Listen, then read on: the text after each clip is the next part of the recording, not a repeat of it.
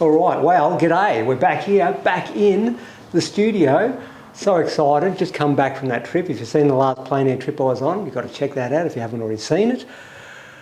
Went on plenty of walks up into the arid lands, into the gorges there where there's beautiful water, and it's such a contrast compared to what you're looking at with the rest of the landscape within hundreds of kilometres and miles around you. All of a sudden you've got these tranquil waterholes, and they're just really inspirational stuff when you're in that environment. So excited about all that. Now I'm here back in the studio, really looking forward to getting stuck into a major work. Now if you can hear that noise in the background, don't worry about that. That's the chooks. The chook house is right next to me. So this studio here has got plenty of room to get around, but she echoes a bit, and because the chook house is right there, we might hear some of that. Hopefully not too much, hopefully they're not too clucky.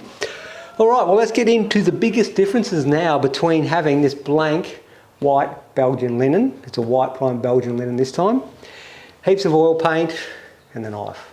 Boom. We'll start off with some darkest dark. So we'll go for alizarin crimson, a nice red. Get some viridian green, mix that together. Makes a pretty good dark. Just going to establish, what do we got here? I reckon this will be chin belts there.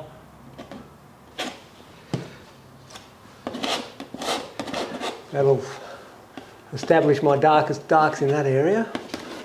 Now I'll just feel my way through. Painting on the white linen today. I've got it white primed, as you've seen a lot of the paintings I've been doing recently. It's just on the clear prime Belgian linen, so you've got that kind of earthy tone. But today I just feel like doing something different, so I'm going to mix it up and use a bit more of the white primed. And one of the benefits, I guess, of the white primed is if you put on some things like these reds, like that, later on if you scrape back to them once you've got extra layers, lighter values on top of that, you scrape back, there's kind of a luminous quality of that white shining through the red, and it gives it an extra glow. So in some ways that's a good thing. We'll go with that today. It can be there.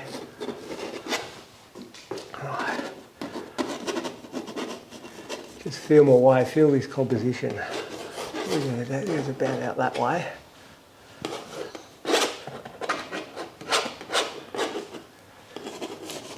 There, there. Yeah, it was such a beautiful walk into this gorge. So many little water holes and whatever else, and like I was saying, such an arid landscape. Beautiful contrast. More viridian green with that. Maybe a bit more yellow ochre as well now. I'm getting into the water.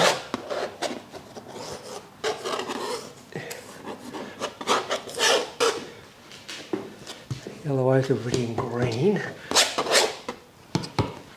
I still want to stay with the dark side. It's a fairly dark value I'm going for at the moment. Maybe a bit of burnt sienna with that too. Let me just have a look. I'm going to go for a bit of a bushwalk to some of the water holes, and some beautiful rocky country here.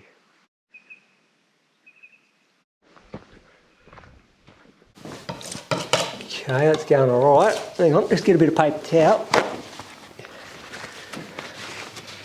Swipe some of that green off. I might go for some warmer values, so I'll go some burnt sienna, yellow ochre, still just blocking in the feel of the place. Yeah, through here I reckon I'll go yellow ochres.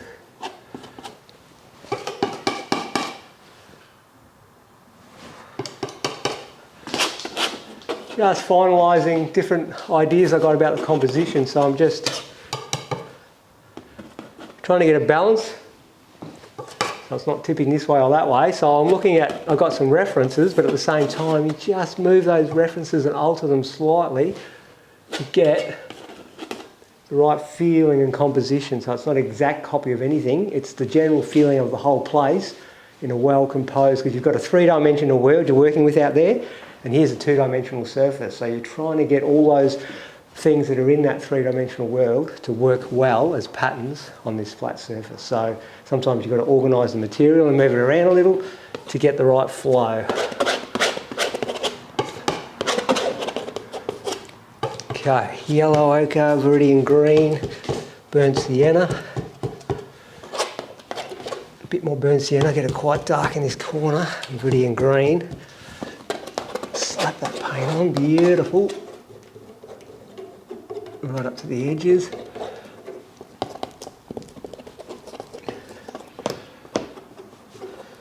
That's going on nicely.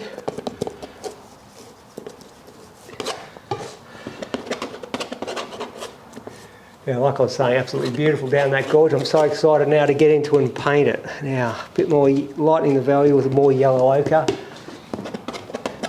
and viridian green. A bit more yellow ochre with that.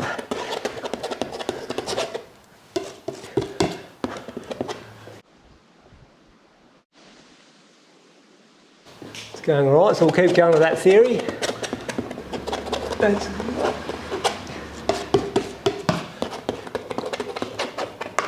Lock her in nicely.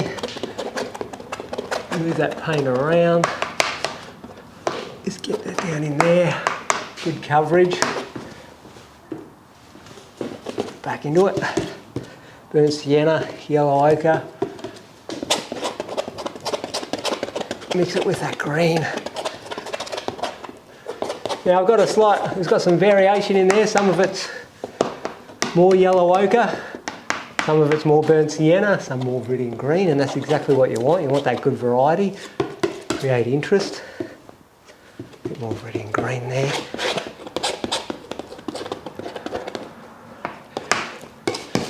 Now where do you normally start with the painting? I like to start putting the darks in first, and then sometimes I like to start with the distance. Work my way to the foreground.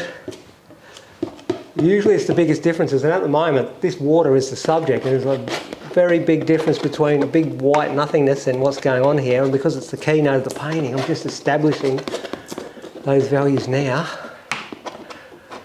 So there's no hard and fast set rule. Usually it's the biggest differences until you get pretty much what you want.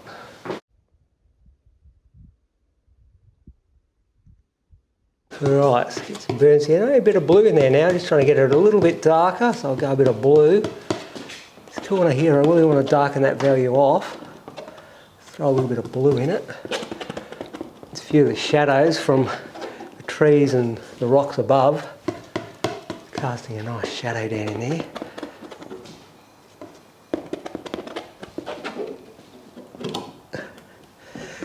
Get that all to the edges nicely.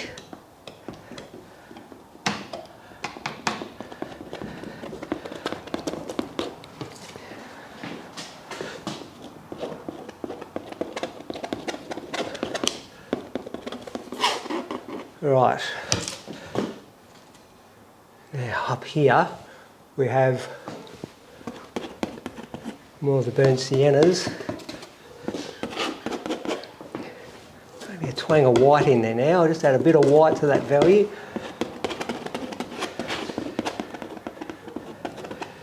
A little bit more burnt sienna, just make it up as you go.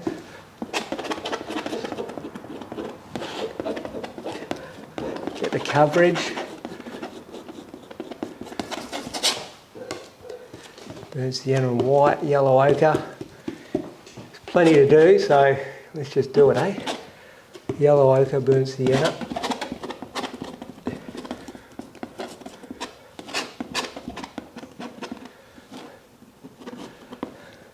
A slightly darker value there. Let's just go a little bit more of those greens and whatever.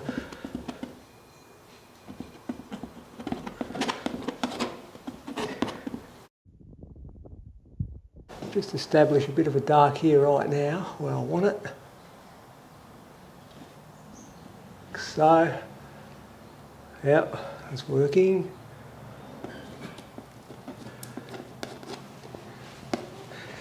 Right, what are we up to? Back into it, yellow ochres.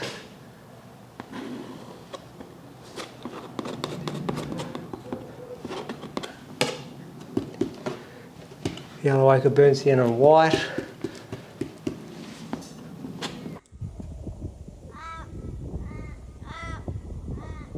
Alright, well that's sort of happening there for now. Let's get some of the biggest differences, these blues of the sky. White, yellow ochre, we'll do the lower part of the sky first. Cobalt blue, a little bit of yellow ochre with that, a bit more blue. I'm going to go through that blue, better get some more out. But anyway, for now, let's just go with this. Mix that up, see if I've got the right value here. What do we got? Let's just have a look. Just a little bit more yellow ochre and a little bit more white down the lowest part.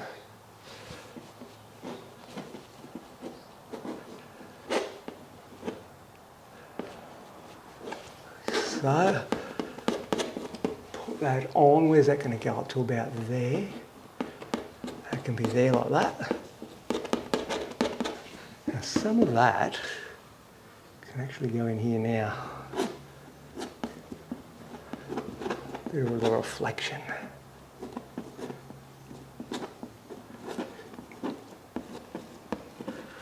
Put that in there.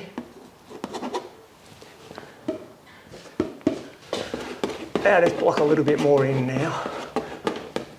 I've gone a little bit darker. The yellow ochre stuff, the lighter stuff I had just on the right hand, my right hand side. It's a little bit darker and cleaner blue value right next to it. And that's what I'm doing as I go up. I'm using that one. Because as the sky gets higher, it gets that darker blue about it. A little bit of that in here. Let me just have a look, eh?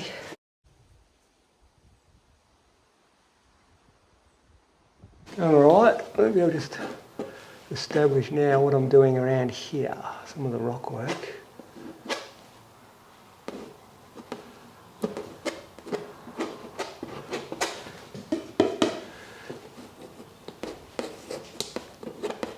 Back a bit like that.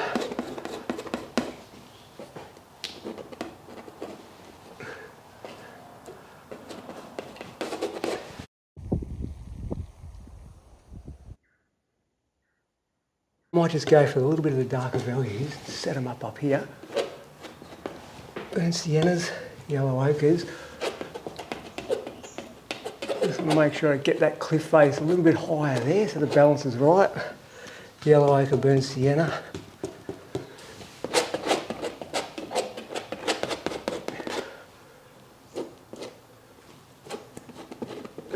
Like so.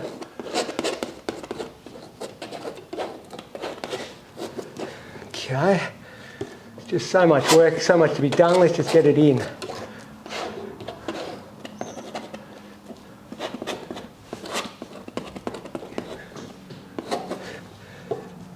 little bit more blue and magenta to darken those values, right on the edge here, a bit cooler.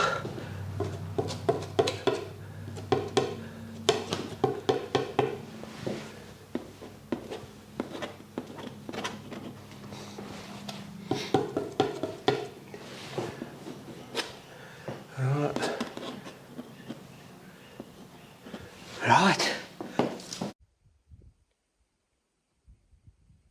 It's going right. We might as well just keep going with that while we're at it. A bit more yellow ochre and burnt sienna.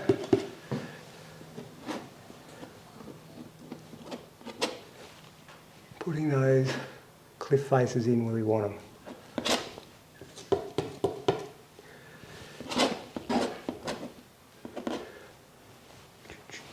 A bit through there like that. Down in there.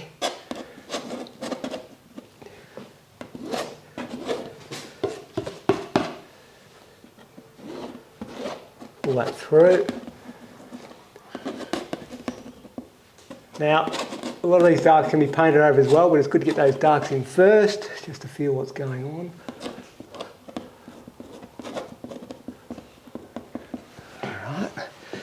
A bit more of that purple blue version out on the edge as it cools off. The shadow cools off just on the edge here.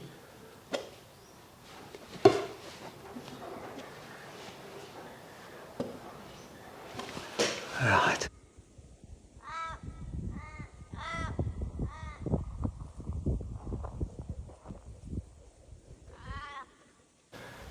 Let's go for a cleaner blue now. So we've got the cobalt blue, the white, a bit more cobalt blue. Mix up a massive brew here. Starting to look alright. See if I've got the right value here. It's a little bit darker and a little bit cleaner. That's what I was after. Put that on. So that goes there. Lovely. A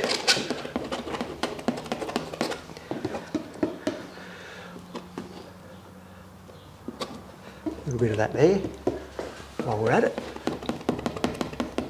Okay.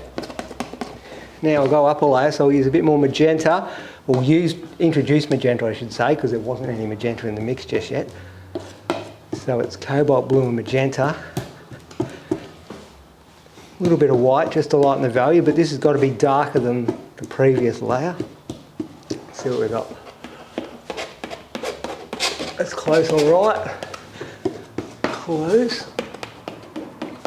It goes in there.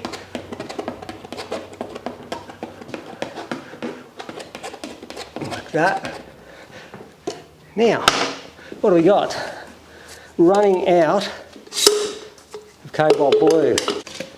Stick the cobalt blue in the cartridge here. A little bit of that, not too much, because actually then I get too carried away. There's no point wasting that because there's not heaps more blues to go into the pictures. There's just that little bit. Alright, so that's really dark and deep, a bit more red, dominant, as it gets right up into the heavens. Beautiful stuff.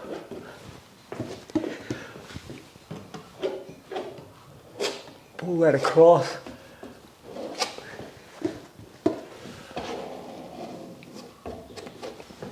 Get that on lovely.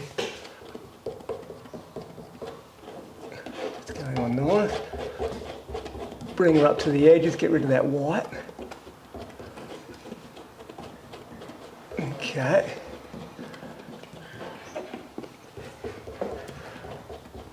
There we go. Right, now we just start blending some of that into here so that they're all nicely melted into each other. A beautiful gradation. Lovely big soft blue sky. Just wanted to make sure I wasn't wearing any of that paint on my jeans. I felt myself touch the edge of the palette. Alright, so it's coming along.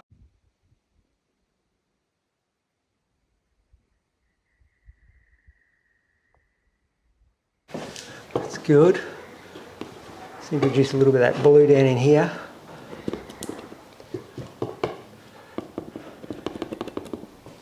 Where are we? A little bit of it there, just we'll work the rest of that out in a minute, but just introduce a bit of blue.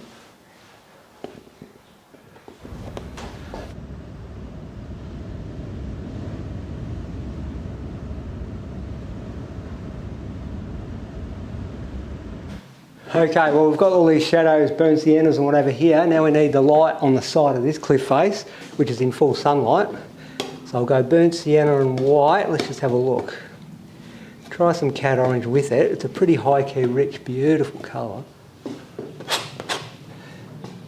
Burnt sienna, a bit less white, so I'll go burnt sienna, a bit more orange. A bit more cat orange and a bit more burnt sienna. Let's have a look.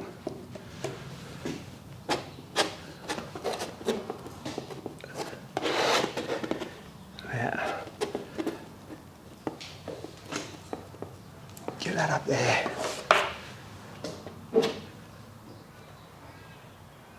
Right up to the edge.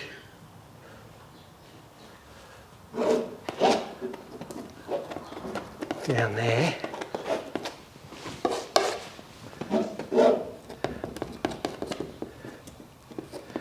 Now it's just as it recedes off a little bit, I might introduce a little bit of magenta for the distant stuff.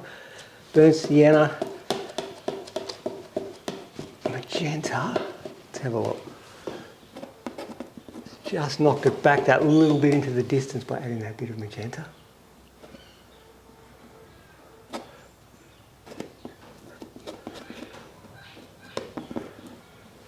Okay.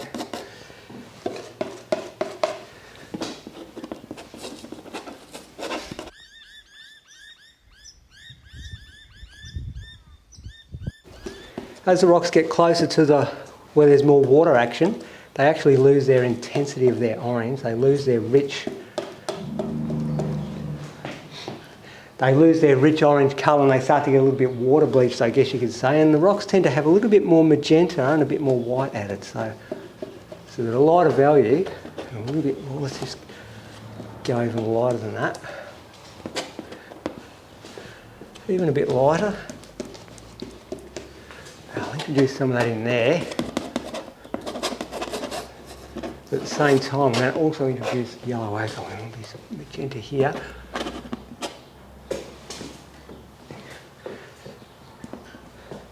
A little bit there. Some in here.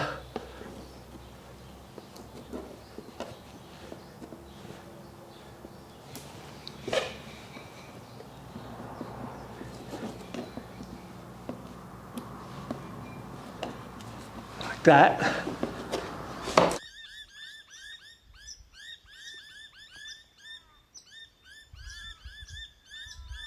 But also as it gets down lower, it gets more of a yellow ochre as it gets very light. So we'll go white and yellow ochre.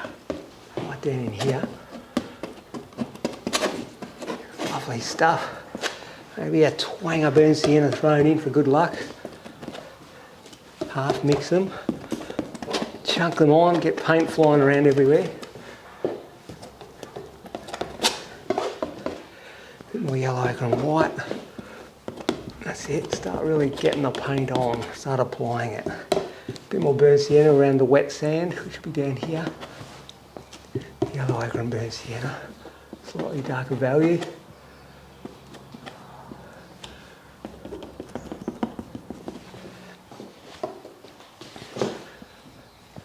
Where's that going to be? That can be there. Right, so the wet sand can be here. That's a darker value there where it's wet. And also, hang on, lower key. The reflection will be a lower key version.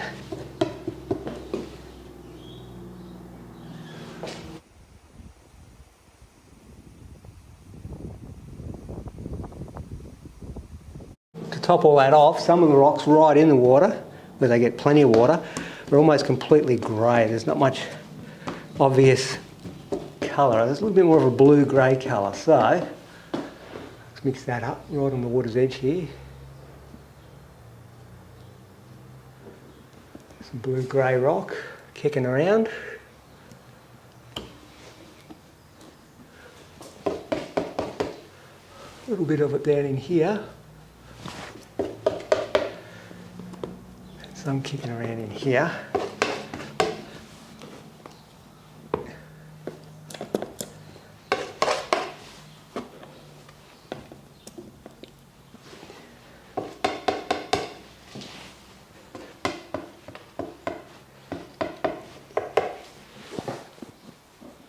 Bit of that up there.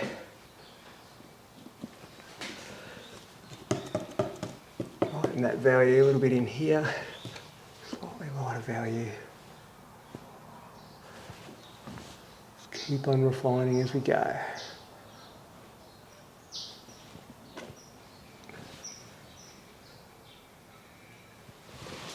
Big chunks of paint. Nice.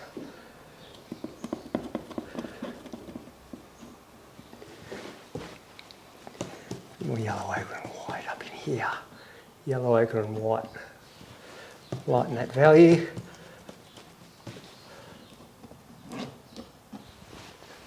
Yellow-footed rock wallaby. Just over there. Beautiful stuff. Got these beautiful stripy tails, orange and black tails. They live on the rock walls here, up in the cliffs. There he goes.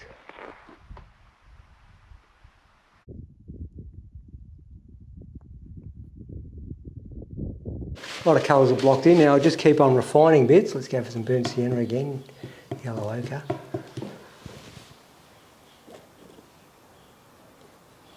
Just going to go a little bit higher up in there.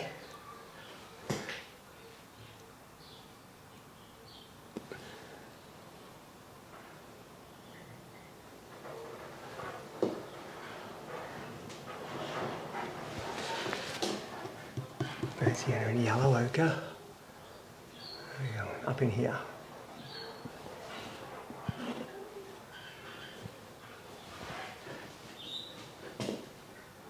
Okay. Bit of these pink colours will be reflecting down in the water here. Just put some little marks in here, start to put some of that reflection in. Just in there. Start to blend some of this blue, get rid of the white. There's not so much white. Little marks subtly blending that blue in, bringing the gradiating the green up.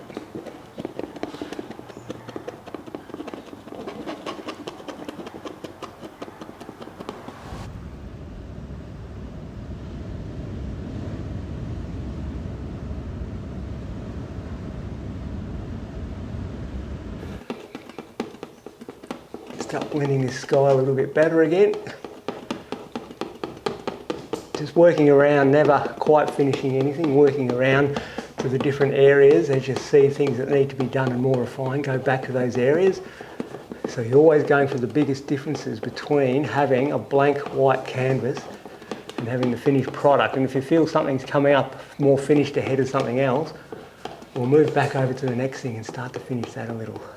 And then that way, you tend not to overwork so much. You get more of a minimalistic effect where you may leave things and think, I'll come back to that later. And then as you finish other stuff, you realise that you didn't need to come back to that thing at all. If you just left it like you did because you moved away from it, then it's become absolutely fine how it is and you don't need to rework it. So there's less work and more of a minimalistic approach.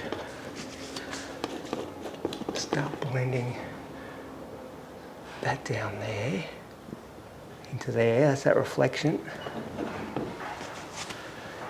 Bring that blue up so that they all come together.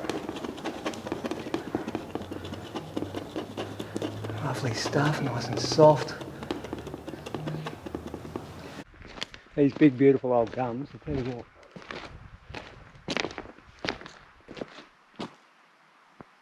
Such old warriors.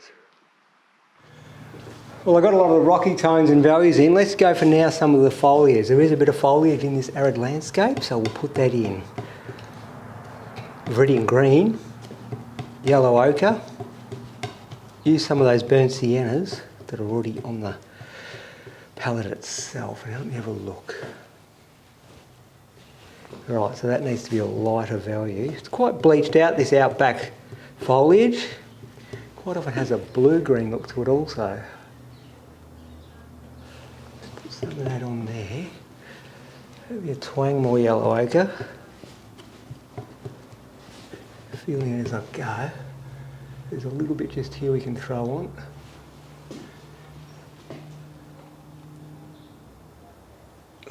Some on there. Maybe take that up above the horizon line there. Alright, a bit more yellow ochre. Slightly different as it goes over this way from top of the cliffs here. Got the light shining through it a little. Just put some of that on. A little bit while I'm standing up there. Maybe a slightly bigger one there. Bit of variety like that. Some down in here. Well, normally when you get to this face here, there's a big waterhole right here and it doesn't let you pass. If you want to get past down the creek, you've got to actually walk right up over the cliff. Quite a tall, difficult walk.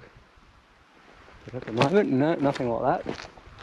Bit of a drought in this area here by the looks of it. Completely bone dry. You can see the high tide mark where it normally goes along the edge there.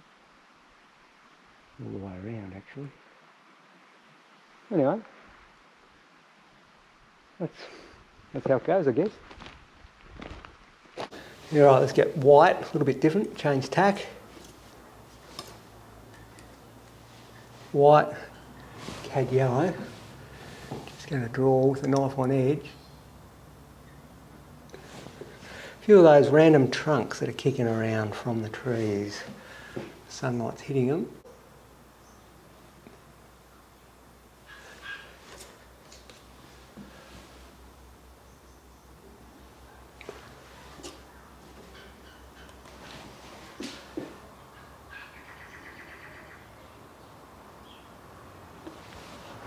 There we go.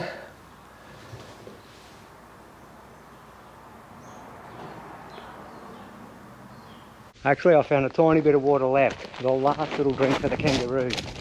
Tell you what, you wouldn't want to be dying of thirst with that flash in there.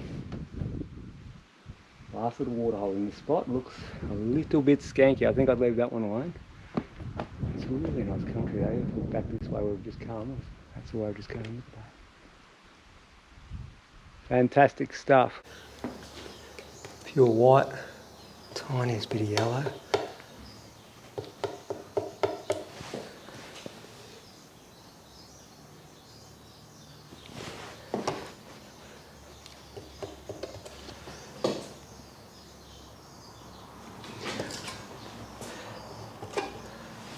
Getting some of those lighter tonal values into some of these areas where you draw the eye.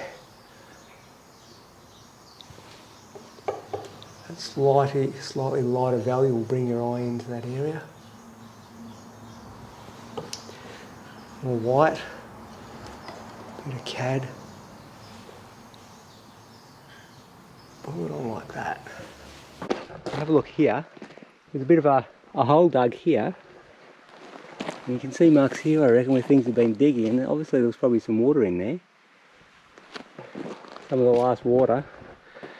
The kangaroos could smell it and they probably dug for that. There you go. Back into the water area, soften that up, put some variety. A bit more darks from the bottom underneath coming through so you can see through the water.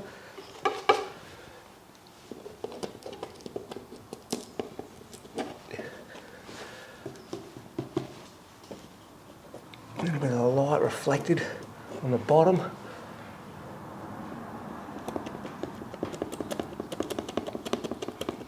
Blend that in now. Little marks bring it together.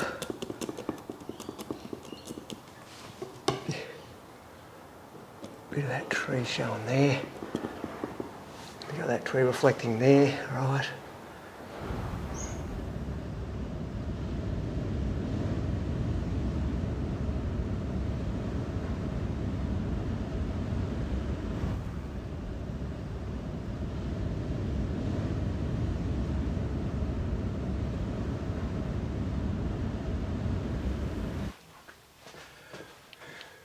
Okay, well, after lunch, all fresh in the mind, ready to go again, and fresh new studio. And the reason I've done that is to look at it in a new light. Find that really works well. Block it in one place, get it all done, go and have something to eat, cup of tea, maybe a bit of gardening, look after the chooks, whatever. Come back in with a fresh mind and looking at it in a different room, because the paintings, for some reason, always look different when they're hung or positioned in a different place. And so in this studio, I feel like, yeah, it's getting there, it's really good, but I feel like it also needs a bit more refinement, and so that's what I'm about to do. Put some of those finishing touches to reel it in, because the major tonal values and colours and balance is pretty much all there. Now, we've got to get into some bit more refinement, reel it in a little bit so it's a bit more acceptable, reality-wise, from closer up. At the moment, when you're standing right way back at the other side of the room, it looks great. I feel like I just got to reel it in a little bit more, just a slightly higher percentage of realism, I guess you could say. Okay, let's get into it.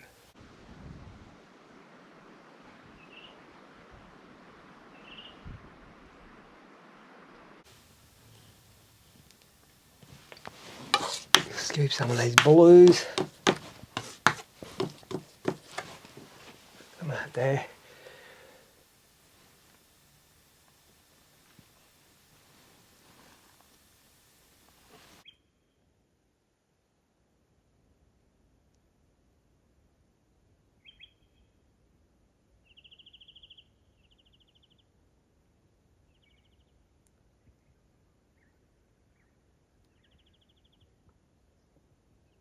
Let's just get some yellow ochre, viridian green and white, and indicate some fine lines on the bottom here, just reflecting, bits of sunlight reflecting. You get that sun rays, it hits the surface of the water and it seems to put these, magnifies the bottom and puts these beautiful extra bits where the light is spearing like a magnifying glass almost, I guess you could say, producing these lovely patterns.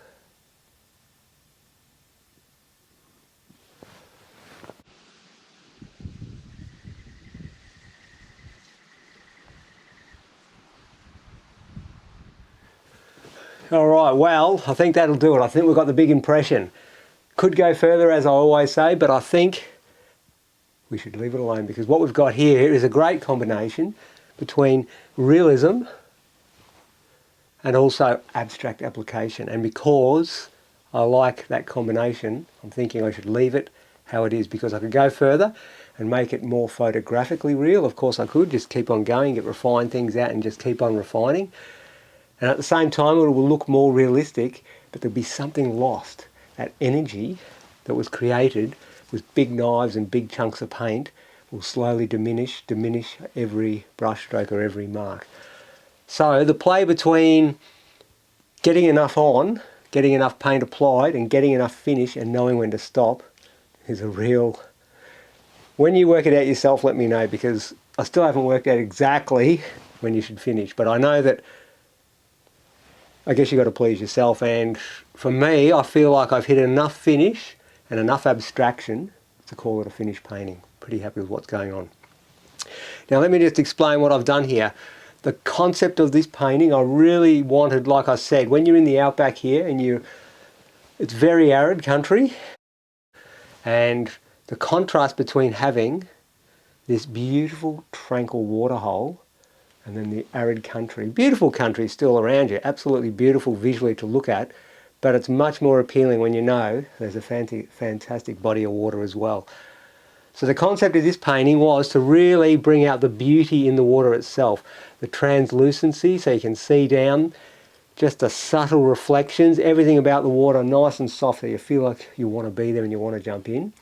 Then contrast that dramatically with chunky, rocky, thickly painted cliffs. And the chunkiness of the rocks there will help make the water look smoother and softer. And the softer I can make this water, the contrast between that soft water will make the big chunky palette knife marks of the rocks look even more chunky. So you've got that contrast again. It's like having light against dark, any sort of contrast, contrasting colours on the colour wheel, orange against blue, yellow against purple, red against green. Same thing, you can have it, any sort of contrast in a painting will help make it more dramatic and stand out. And in this case, you've got the beautiful play of the warm and cool colours and the light and shadow, but you've also got the play of hard and soft, lost and found in the water, contrasting the rest of the landscape. Okay, so I've made the sky nice and soft, because skies are soft. Made that soft. The cliffs and the rocks, when you're there, you really feel like they are chunky, so really play up on that, and that's what I've done. At the same time, when you're blocking in with all that paint, how do you know when to finish, like I said, and where do you put the finishing touches? Well, the most easily seen places where your eyes are drawn is where you put the finishing touches. And in the other areas, like for example, this out of focus shadow here, your eyes don't necessarily really race to that area, so you make that out of focus on purpose.